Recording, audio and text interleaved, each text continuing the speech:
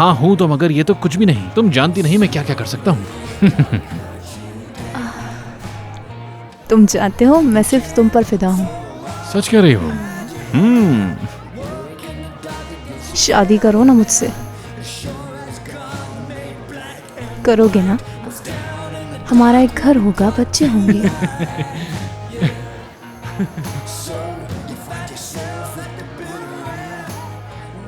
हे, ये अचानक क्या हो गया तुम्हें? घर, बच्चे, फैमिली, ये सब तो इंसान अपनी जवानी के बाद जाके सोचता है, और अभी हम उस स्टेज पे बिल्कुल नहीं। हाँ, और वैसे भी मैं सोच रहा था तुम्हें पसंद करने में थोड़ा वक्त लगेगा मुझे। क्या अभी भी वक्त लगेगा तुम्हें? मजाक कर रहे हो ना? मगर मेरी पसंद सिर्फ तुम हो। मेरा दिल तो अभी भी बहुत जवान है, और तुम यहाँ घर बसाने की बातें कर रहे हो? सीरियसली? मुराद साहब, एक खातून आई है, वो खुद को आपकी वालदा बता रही है।